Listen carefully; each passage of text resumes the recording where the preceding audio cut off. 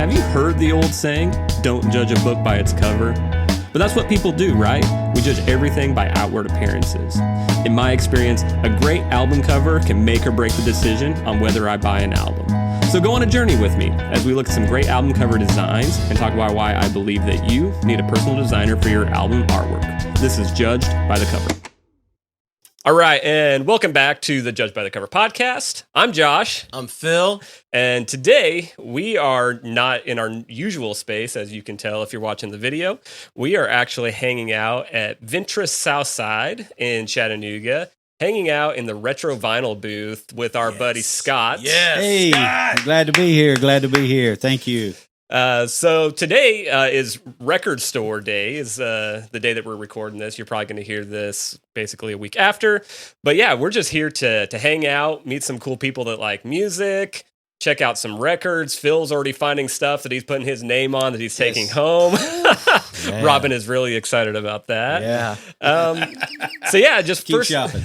We brought our wives. They're just behind the camera. Yeah, you can't see them. Yeah. But yeah, first just want to say thank you, Ventress Southside. Thanks for hosting thank us, you. letting us come in and disrupt your Saturday morning. And thank you, Scott, for having Thank you. us. Yeah. Glad to be here. Glad to be here. Yeah, and I'm really excited. Scott's got some giveaways set up for us. So if you are here in person, and I believe it's if you spend $10. $10 or more. $10 or more, you get entered into a drawing. So he's got a hat. He's got some Rock 96 plates and merch, and then I think we may also have a T-shirt. T-shirt, as well. yes. T-shirt. So yeah, better make sure you get down here to grab one of those. So, Record Store Day. What was I going to say about When that? did it start? Like, I know this has been popular at least 10 years, right? Yeah, it's been at least 10 years, and it seems like every year it's just gotten better and better. More people involved, more people coming out. A friend of mine down in Carsville does a Record Store Day. Right. And he did a little shout out this morning. There was probably like 50 people lined up for like Dang. 8 a.m. in the morning. Isn't that amazing? So, yeah, it's crazy. It's taken off the whole vinyl collection thing. And what I've heard is like a lot of people don't even own a turntable, yet they still buy the vinyl. Still buy the vinyl, yeah. A lot of people just love to collect and put it up on the shelf and, not open it, still sealed, etc. So Yeah, I love the wild. bins, man. The bins you have, just miles of records, all the posters. It's like I get like a little warm and fuzzy feeling when I walk in here. I know, right? Yeah. Almost like a contact high. It's almost like it is. It's almost like It a is. drug. It's like, you It go really into a is. store and see all these crates of vinyl. Crate digging at its best. Yeah. I don't want to ruin my credibility, but when I walked in and I saw the Culture Club poster, I was like, I'm home. I'm home now. I'm home. So cool story about Scott. So when I first started my business, JW Creates, and I started doing logos and stuff like that, Scott was actually one of my first clients that wasn't one of my friends or family or somebody within my circle. Love that. I believe, Scott, you reached out to me through Instagram. And Instagram. I was like, holy cow, it's real It's a now. real customer. Yeah, it's real. Yeah. It's been really awesome. The logo that we designed together turned out great. I love it, y'all. I I love- love the color. Yeah. Yeah. I love what you've done with it, with the hats and with the hats, T-shirts. shirts, Yeah. And it's still one of my favorites. So Scott, why don't you just give us a little bit of who you are, how you got into the record store business, music business. Yeah, just give us a little bit. Who is Scott? So I really want to talk about the logo at first, real quick. Like I said, like we always do, we sat and scroll through social media, wasting time, right? And then I come across Josh's post, and I was like, "Hey, I've always wanted a logo. I never really branded my store, so I've reached out to Josh. We worked together 2 or 3 days, 2 or 3 weeks, whatever it was. And what's interesting is I gave him my thoughts as far as what I wanted the logo look, and he came back and it was totally different. So, but I mean, it was just it shocked me. You know how you look at stuff and you just immediate like, that's cool. It's cool. Yeah. So that's where the logo came, and then I started. He created the logo, got the the business cards, the hats, the shirts, so everything's great there. But a little bit about me. So I've been in the vinyl business. I've always enjoyed vinyl. You think back in the day when you were a kid, the little 45s, you used them for frisbees. Yeah. You're knocking yourself in the head now because. But anyway, so a buddy of mine down in Cartersville, we worked together at Shaw Industries, and he was doing vinyl, and he always loved it, and I seen the passion, so I started buying vinyl from him. And next thing I know, I just got addicted to this vinyl, and it's just crates and crates of vinyl that I don't listen to. So I said, you know what? I need to start selling. So I started out 2018 on a small wall up front, and then blossomed to this. And it's been 6 years. Enjoyed the ride. I got 2 locations, one here in Chattanooga, and then I got another location. Shout out to Grumpy's Antiques in Dalton. Hope you're listening. Hey, y'all. But I got a little small booth there. But the cool thing about Venture Southside is Kat, the owner of Venture Southside, got 3 locations. Venture Southside, Ventures Northgate, I believe it is, and then she's also got a store up in Nashville on Nashville Row or whatever it is. But she's a great person. Paul, her husband, they're great. So she reached out to me and said, "Hey Scott, we're opening this store in 2016. We're missing vinyl. I want you to come be my vinyl guy." And she let me come in, and 6 years later, we built a great relationship. I'm just so passionate about collecting vinyl. It's just so unique how you came in and talked about a couple albums, but it's fun. It lights you up, it really does, especially if you come from that era of, I'll just date myself. I graduated in 1987 from high school. Yeah. So, but that was it. Our entertainment was, and I've shared this with you, I would cut a couple lawns. I'd get like $10 and then I'd go right away to the record store and they'd be playing the Culture Club. Man. And I'd buy the record. Yeah. But that's how you discovered music, and it was fun to go home and open that album up and, man, get into it. Yeah, and the cool thing about vinyl, and I don't know, I've read this somewhere, a blog or something, it seemed like the blog said that these kids back in 2016, maybe 2017, got so tired of just the download stuff. They physically wanted to hold something, look at something or whatever. So they started going out and buying vinyl. Then next thing you know, it's just boom. It's just an industry that is just, it continues. Right. And we know Taylor Swift is at the top of that game.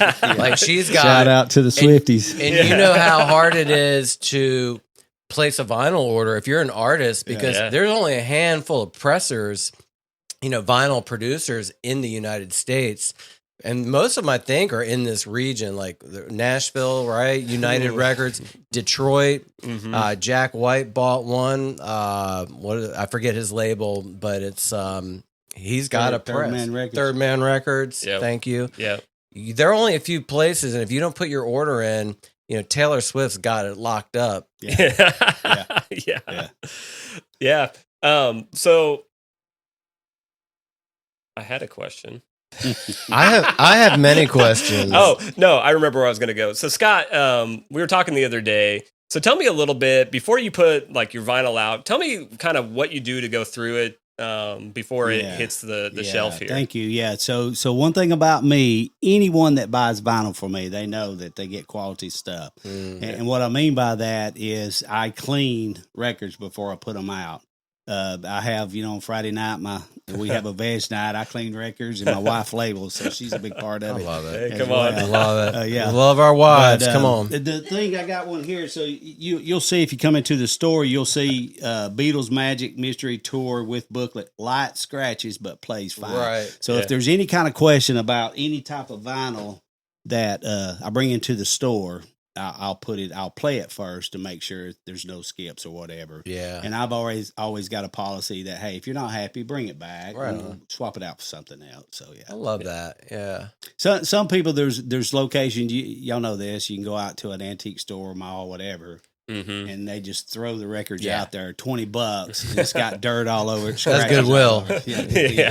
So I like to bring it back to life. So I clean it and wipe it down and make sure it's good to go. Yeah. I actually have a turntable, and I've gotten burned at Goodwill, and I know Goodwill's trying really hard to be good, but I bring it home and I pull it out. It's like someone played tic-tac-toe on it or something. I'm like, dang, man, it's only good for the wall art now. I actually want to play the thing, Yeah. What kind of questions you got, Phil? Like with your posters, are you like crawling in bins to find these? Are you reaching out across the country? Do you go down to Atlanta? I mean, where are you getting these are really cool. And I love it that they're framed because I want to just buy the thing from you and I don't want to have to go chase down a frame. Yeah. I want to go home and put it up on my wall. So I appreciate that, what you've done. But where are you, like the police poster? I'm probably going to have to come home with that one. Culture Club. I'm just gonna. I admitted I like Culture Club. You can judge me all you want, but I love them. No judges here. But no judges. How do you get these cool posters? Yeah, so I have a supplier that I reach out to, and a lot of the 12 by 18s are reprints. Yeah. But some of the Culture Club, it is an original poster. Found it in an album cover, so I said, "Hey, this is too cool to leave inside a cover." So I reached out and put it in a frame. And you hardly see any folds. Yeah. It's like. Yeah. That's the cool thing about the album format. You get cool posters. The other one beside it, the Beatles, it came out of a Beatle album cover. Got the black light posters I get up from a lady in St. Louis. So it's going out, and a lot of people think, hey, you just put vinyl, but it's a lot of work too. But it's a passion. So I think we need to back up for a second. Can you tell us more about black light posters? Black light posters. Okay. Raise your hand in here if you don't know what a black light. If you don't know what do you know what a black light poster? Oh, Lord have mercy, girl. All right, come on, educate us. So educate us here. So you probably they don't have these, but back in the day when I was a teenager, young man, I'm old now, right? Yeah, come on, it happens. Except for me, still 14 in my brain. Same here. I love to have fun. But anyway, you used to be able to go to the fair, I believe. Yeah. And they had the little game, and they had the balloons, and you throw darts at the balloons, and you pop them, and then you win a black light poster. So that's where I agree. You may have something different. Well, we can go deeper into this. Yeah, let's go deeper. Yeah. Why don't you educate us? Yeah, well, I'm going to educate you. If you were a music-loving teenager in the 70s and 80s, God, that's a long time ago. You could do a couple things. You could paint your room black if you were that twisted and your mom would let you. And then you would set up your black light, and then you would have your posters. You turn off your normal room light, turn on the black light, and then you would go into a deep psychedelic world of posters with mushrooms and a caterpillar that's getting high with a bumblebee. And you would trip out because it would have a whole other life when you illuminate it with the black light. You go down the rabbit hole that Alice in Wonderland went down, and I just came back. Yeah. I just got back. Yeah. So that's the background on black light. One day I'm going to get a black light room in here and kind of dark it out. So, that'd be pretty sweet. Never leave. So, Scott, this is a show where we talk about cover art in regards to music. So, as a collector, when you're looking for vinyl, what does the cover art? How does that play into it? Is that something that drives you to go out looking for stuff, or is it more of the music side? What draws you to the albums? Yeah. Before we say real quick, get to that. Can I do a shout out to Venture Southside? Just wanted to make sure that you reach out to Venture Southside.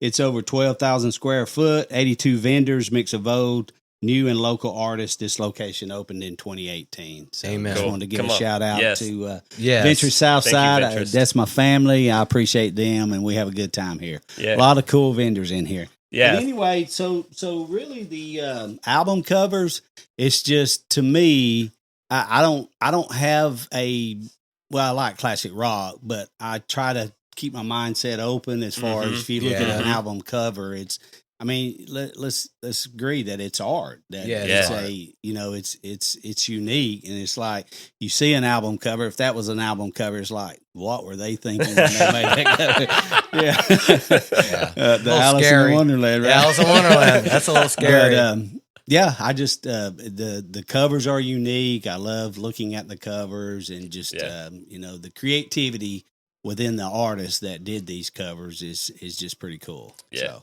It's almost like I feel like maybe the big artists, like, all right, I'll use Taylor Swift as an example. They're spending Taylor Swift time. podcast I guess now. I don't know why, but she does have compelling artwork on her album covers. I think she's spending time to delve into, like, when you guys created this logo, you didn't just like, all right, I got it, that's good. I mean, I bet you spent some hours figuring this out. Oh yeah. But I wonder, like, how many of the younger artists are spending time to come up with these concepts, bigger concepts. Who can we use? Like Boston cover back there with the interstellar vibe. Even this setup with Santana, just the way they're dressed, the fashion, the black and white photos. Got you one here, right here.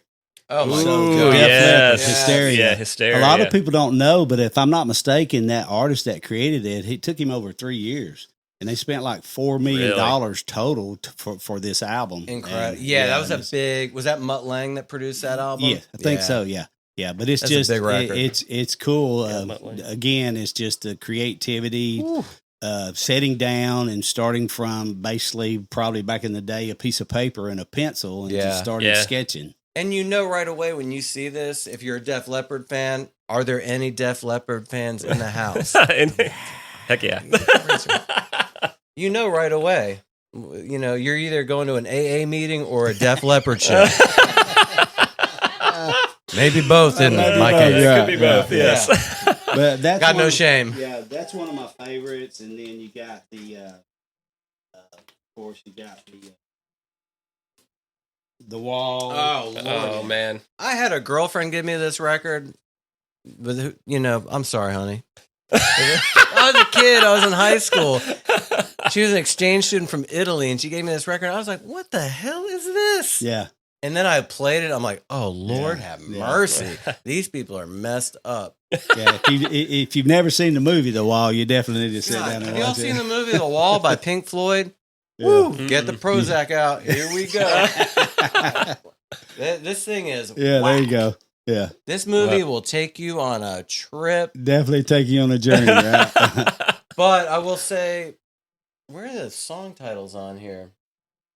You got to get into it. I don't know, but that was it, The Wall. And this was a huge album. Oh, huge. Yeah. It's huge, it's probably one that you probably get requested most. People trying to find, right? That one and this one right here, Dark Side. Oh, yeah. This is another, this. It's another... Anybody, I don't care who you are, if you're not a music lover, but you look at this logo and you know instantly it's Pink Floyd, right? Oh, 100%. Yeah, it's synonymous with Pink Floyd now. So this is a good one. I've never seen the back. Let me see that thing. Yeah. Take it out if you need to. That's awesome. Yeah, that's a We'll do this. There we go. Yeah, that's a reprint on 180 gram. So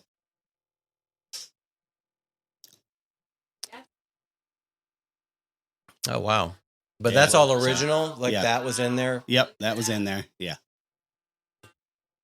Get that on the... Yeah. And it's awesome. Yeah. So Pink Floyd's probably my favorite artist. I got every one of their albums.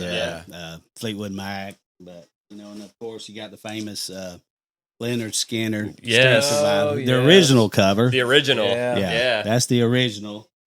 Because that record came out, like 2 months or so before the plane crash? Is that right? Oh, my gosh. And then they switched it up, to... he's got the other one. The other. Yeah. Why'd they take the flames out? Yeah, I'm not sure. There's a story behind it. Maybe you know, Josh? I don't know specifically, but it had something to do with, because after the accident, people weren't buying it because they felt like it was too, gory or something that, or, predestined. I don't know. So they changed it to just the simple... cover that you see there. Yeah. I wish I knew more specifically. Yeah, that's the story. thing. They died in the plane crash. Right. Yes. Right. Yeah. How many band members did they lose? A few. Yeah, you stumped. Well, they lost the lead hard singer. questions, Phil. Right. They lost the lead. I mean, Yeah, it's a long time ago, but it was tragic. Yeah, it was Plane went tragic. down. They lost, let's just say, most of the band. Most of the band. Yeah. And then I think the brother stepped up. Yeah. I saw them in Vegas, and it was the brother singing a long time ago. But, it's just... this one's a cool one, so I'm going to kind of educate you on Cold Blood, First Taste of Sin. This is actually a San Francisco band. Okay. So that's the other cool thing about the crate digging, the music. Keep an open mind, because don't just get zoned in on one genre. Yeah. Never heard of these people, but last year I was out crate digging. Again, you mentioned earlier about buying it because of the album cover. Yeah. This is why I bought it, because of the album cover. I never heard of them. I thought it was unique. And then next thing you know, I started listening to them. They got a very unique vibe about them, so they're good. Can I take it out? Yeah, go for it. I can never put them back in this plastic. And that's the other thing, speaking while you're looking there, cleaning, I always put them in a sleeve, so that's the thing about it. No, it's good because it protects the art. And on a side note, if you are in here and you're digging through the vinyl and you pull it out of the plastic sleeve, please just put it back in the plastic sleeve. I have a hard time doing it, though. I'll be the guy that just gives it up. Like, when I go shopping for clothes, I just throw it back on the shelf and run away. Someone educate Phil on how to do it. So you just hold it in the corner here? Yeah. You just slide it in here? Pro right there. That's a pro move. I didn't do this one. I just threw it back in here. Here, do this one for me. So the thing about it is, the one thing you don't can't take him anywhere, can we? You don't want to put it like this, because if they turn up... Oh, I don't know where it'll... There it is. Yeah. Yeah. So that would be tragic. Yeah. That would be tragic. Yeah. So you always want to put it on the side, kind of hold it in the corner. Gotcha. This one's hard, though. I told you, this is a wicked album. The double. I would say the double. Yeah. Once you unleash the demon, it doesn't want to go back. This one is kind of stuck. I told you, I can't do this. It wasn't just my Phil. Wife will do it. Here, she's good with babies. Yeah. So that's just some of the... going back to vinyl, so I had hundreds of crates. I pay money to store records that I need to get in here. Do you still have the warehouse? I do. Yes. Okay. Yeah. It's a climate control warehouse. But anyway, so I've got about 5 crates that I really listen to, that I've kind of dwindled myself, behave, and started listening to. Yeah. Yeah. So there, my wife got great it. job. So you said, and you may have already kind of answered this question, saying that Pink Floyd is kind of your favorite band. Is there an album specifically, or an album cover that you really love, that's kind of your favorite? Yeah, it would probably be the Pink Floyd Dark Side. I mean, I don't know see if anybody can guess. That one's a cool cover that I like, that's pretty unique and different. Oh, Big Brother and the Holding Company. Yeah. Man, it's so funny. I never got into this band. Yeah. And they're a big band. Yeah. That's one of Janis Joplin's bands. So, okay. I would say I've never heard of them. Janis Joplin. What a talent. I think she's actually on the back. Yeah, that she gosh, she is the Holding Company. Yeah. She is the band. Yeah. She's like, I got the back cover. Yeah, she had I watched the documentary on that. She had a hard life. She went through a different bands, drug problem, whatever. Yeah. And died at 27, right? Died at 27, yeah. So she went to my community college. I went to Los Angeles Valley College, and she went to LA Valley College. Wow. Shout out to LA Valley College. Yeah.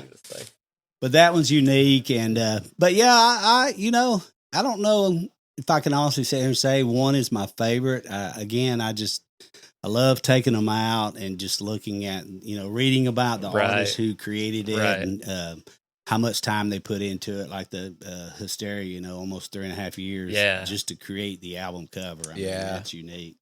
As a kid, I was such a nerd with Star Wars. I actually bought the soundtrack vinyl, but it was such great music. John Williams, and I don't know what it was. I went through a phase as a teenager. So, I buy the Culture Club, whatever. I had a local record store in Richmond, Virginia, Plan 9 records and tapes. Giving them a little plug. Not no offense. I love you're my favorite. No. You're my favorite. No, you are. And you're states away. But buying these vinyl soundtracks, have you ever come across the soundtrack for Star Wars? Just so one last week here. Really? Yeah. Big, it's huge. As soon as I put them in here, they get gone. So it's a hot item. And I think it's a double album. It is. Yes. I still got it, y'all. I'm holding on by a thread with the memory. Yeah, right. Yeah. So any of those Star Wars, I sell a few Star Trek, Encounters of the Third Kind or whatever it was. Yeah. I just bought at McKay's a box collectible edition of Close Encounters of the Third Kind. Close Encounters. Yeah. Spielberg. Yeah. Epic stuff, man. Yeah. Epic. Cool. Well, I guess one final question for you. One final question? Yeah. For now. Okay. Unless Phil's got more. As far as taking care of vinyl, so I am getting into vinyl. I've got myself a little bit of a collection going. So what sort of things should I be doing or can I do to keep that vinyl fresh, clean, looking good? What's your thoughts there? Great question. So they've got things out there, little brushers or whatever. You kind of put it on the turntable and let it turn and just kind of let it run across. You can kind of see it pick up the dirt or the dust, because even if you got them in these sleeves, they're still kind of hard to keep clean all the time. But the main thing too is when you're pulling it out, just make sure when you pull it out, just kind of, take it and kind of let it slide out into your hand and hold it. Don't put fingerprints all on it. That's in good shape, man. That's a clean album. That's right? a clean album. So, but and just when you play it, kind of wipe it back down and put it back in the sleeve. And you were talking about turntables earlier. There's some things too. Like I tell people, if you want to get into vinyl albums and you're not sure yet, just get you one of these little suitcase vinyl turntables and play them on there. And then as you get into it, we talked about this, Josh. As we get into it, you can go to the next level. I mean, you could spend. I spent $400 on my turntable. Don't tell my wife. Don't tell your wife. Your secret is safe with us. Yeah. What goes on the podcast stays on podcast. That's right. But, and just put it back in. But anyway, so you can get. It just depends on how in depth you want. There's some people that buy a $400 turntable and then they turn around and spend $200 on a better cartridge with the needle and all that. Right. The stylus is just, But that's one way, just keeping it in a protective sleeve and when you get it out, wipe it down, and then when you put it back in, wipe it down. So okay. Can I ask a question? Do we have to go right now? No, keep going. Like comedy albums were big, especially like I grew up with Eddie Murphy and Richard Pryor. Do you ever get what was it, Delirious? What was that? What was his tour? The Eddie Murphy Delirious album? Do you ever get those LPs? I don't think I've ever seen the Eddie Murphy Delirious. No, I don't think I have. I wonder is anyone buying comedy records anymore? Cheech and Chong. I bought Cheech and Chong. You open it up and they hide all their weed inside the car. And I have, Have you seen the original where it's got the big rolling paper? Inside the Cheech and Chong Up in Smoke, there's a rolling paper. Oh, man. I actually had one and I sold it for like $50. That's a high ticketed item. So would you actually roll one and smoke it? No, I'll let somebody else do that. That's a different kind of podcast. Dude, you know what's funny? I grew up in a real Irish Catholic household. You can't have that shit in the house. We had that shit in the house. I would get dressed in the morning going to Catholic school. We had my grandmother gave us this, it's a hi-fi thing. It was like a freaking cabinet. You open it up. It's got the turntable, the radio, store your cutlery and your albums and all this crap in there. Every morning I would put on my Rod Stewart 45. If you want my body and you think I'm sexy, getting dressed for Catholic school. My dad would come downstairs and like, what the hell are you listening to? I was like, that's Rod Stewart. I'm getting ready for school. That was how I got ready I got pumped for school. If you want my body and you think I'm sexy, let's go. Or while he's behind closed doors, the Cheech and Chong, keep it knocking, but you can't come in. Yeah. So that's a great movie too. So if you've never seen Up in Smoke, put it on your list. I'm having a flashback. Oh, man. Well, for those in the Chattanooga area, if you are downtown Chattanooga, you got to stop out at Ventress Southside. Come check out Scott's booth here, Retro Vinyl Records. He's got the vinyl, he's got CDs, he's got tapes, he's got posters. I mean, he's got a little bit of everything. He's got some cool stuff in this back room. There's one that you were showing me that's covered up right now. That's really cool. So do some digging. There's some cool stuff in here. Yep. Broadway musicals. Yeah. Yeah. So there's a little bit of everything here if you're a one music person out person, but also like Scott said, Vintress. Yeah. How many square feet is the? It's like the whole square foot Yeah. is 12,000 square foot. 12,000 square foot. A lot of vendors. We got like 86, 88 vendors, I believe. Yeah, and it's everything from like vintage clothes and furniture to freeze dried candies. I mean, there's a little bit of everything. Come check it out. Come support these guys. It's a really cool space. So, Scott, was there any like final things that you'd like to say about? I just wanted to do a shout out to my boy down in Cartersville, Georgia. If you're down in the Cartersville area, Rockin' Shop, he's my mentor, hero. He's the one that actually got me involved. We used to work together years ago, but he took a step out and quit Shaw Industries and became full-time block and mortar store down in Cartersville. So shout out to the Rockin' Shop. And then also today, in honor of Record Store Day, 10% off everything in the store. Ooh, yes. So come on out and find you some crate digging, find you some good deals, and meet these guys. So. Hey, and look, I'm going to buy this one. Yeah. I love this guy. Seal. $7 live in Paris. Where else are you going to find this? I'm buying it for real. Yeah. just set it aside. Right Scott, how can people find you? Are you on social media? Yeah, on social media at Retro Vinyl Records and More, and then on Instagram, Retro Vinyl, and then on TikTok, Retro Vinyl as well. TikTok. TikTok. Yeah. Taking over the world. High roller. Tic-tac, as some people call it, so yeah. I love it, man. What a vibe here. Yeah, Scott, thanks for sitting down with us. Thank you. Hopefully we'll have some people that want to chat about some music, but we appreciate you guys checking this out, and come see Scott. Come buy some records. And get a black light. Yeah, get a black light. Yeah. Black light posters, got plenty of them. Appreciate it. Thanks, Scott. Thank you. Hey guys, Josh here. I wanted to take a quick second and say thank you to the sponsors of today's episode. So the first one's going to be Vintress Southside. Vintress is a community of local vendors that sell everything from handmade to vintage, new and antique items, clothes, and furniture, and also things like vinyl records. There is truly something for everyone in this place. You can find them in downtown Chattanooga on Chestnut Street. You can find them online at vintressantiques.net or on social media by searching for Vintress Southside. Our second sponsor is Retro Vinyl Records. Retro Vinyl Records is one of the booths within Vintress Southside and has an assortment of musical memorabilia. So you've got everything from vinyl records to CDs, cassettes, really cool posters. He's even got some blacklight posters, and I guess if you know, you know, he's got them.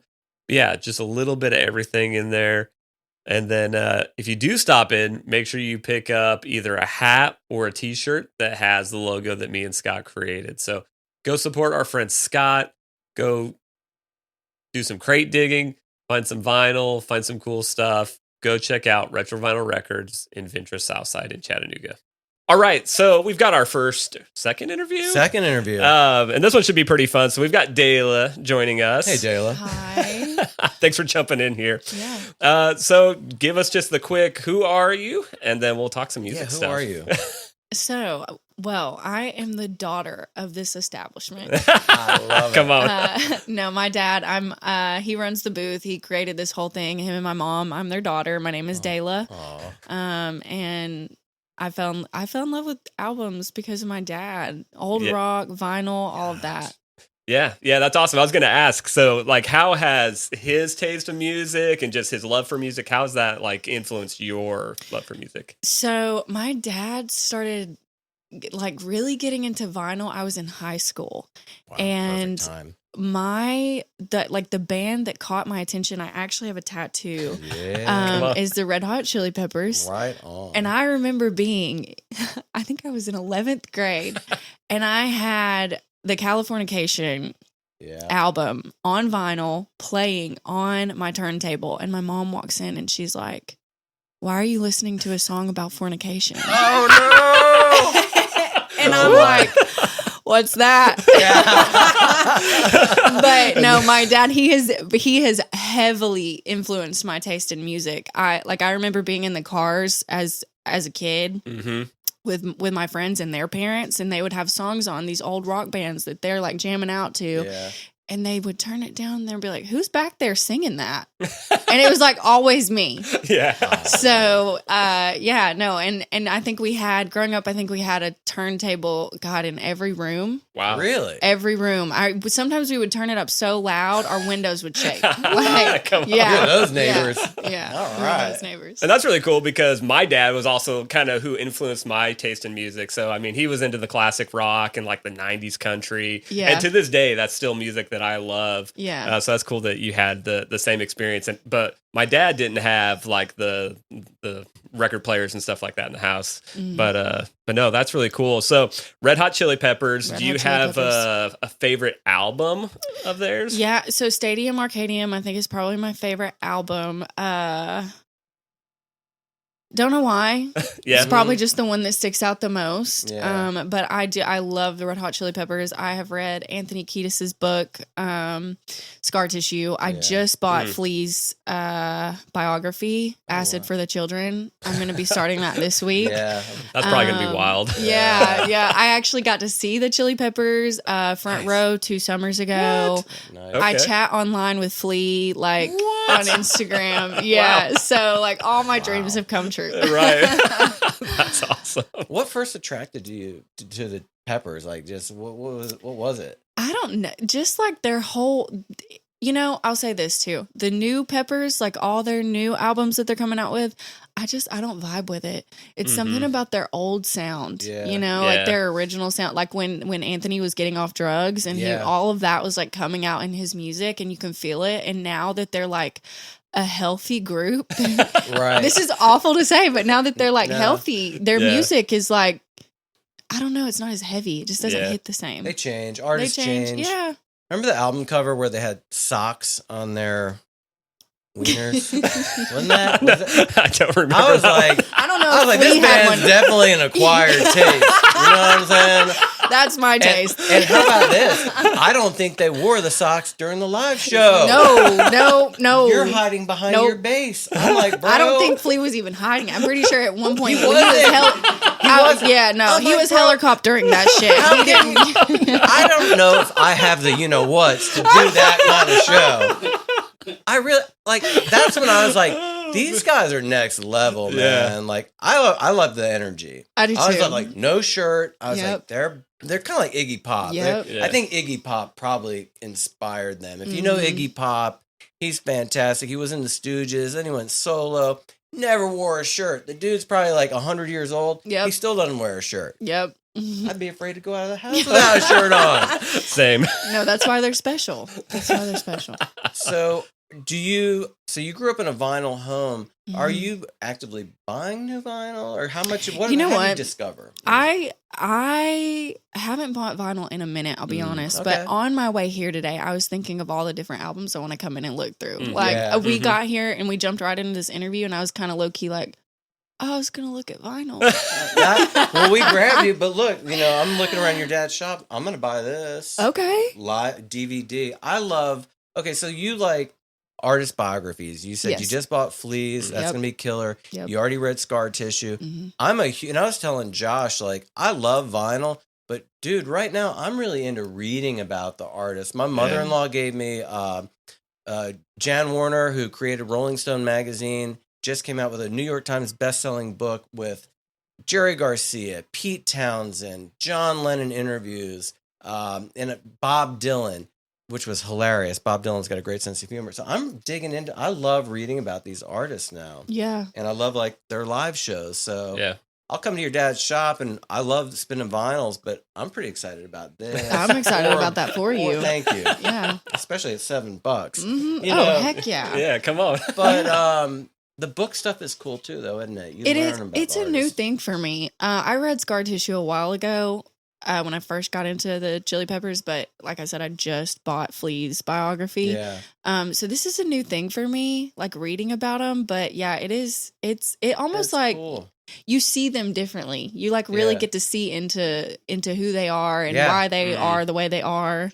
Like the humanity behind it. Yeah. Yeah, that's cool. They are a SoCal band, right? 100%. 100%. What is it song, Under the Bridge? Mm-hmm. That's is that guitar player back with them? The original John Frusciante? Yes. He is. He's back. He's back. Yeah. He had he's some back. issues. He did. He was I think he was 18 or not even 18 when he started with the Chili Peppers. Yeah. Wow. So youngest in the group, did not have his head screwed on straight, got heavily into drugs, and then just they were like into the heroin, I think. They weren't just smoking. No, they were into some serious stuff. I mean, stuff. I want to say Under the Bridge that actually Anthony wrote that song, coming out of drugs and was like, no more. Like, that was one of his, like, okay, this is it for me. I was living in LA when that record came out. I was like, God. Hell yeah. It was a great time.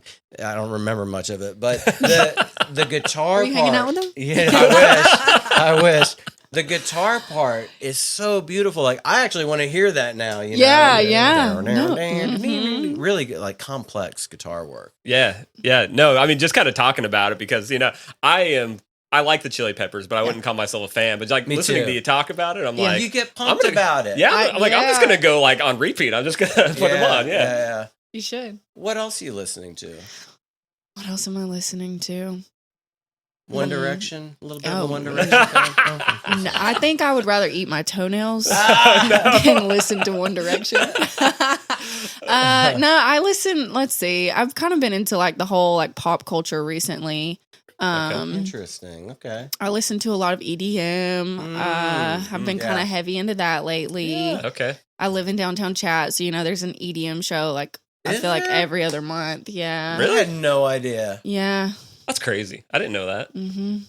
At the Signal. You got to look up. Yeah. We were just at the Signal, me and Josh. Yes. Huh. Wow. The Caverns. Listening to just got on the Teskey Brothers. If you guys don't know who that is, how would you describe them, Dad? Like bluesy, bluesy soulful, yeah. So I stopped in here.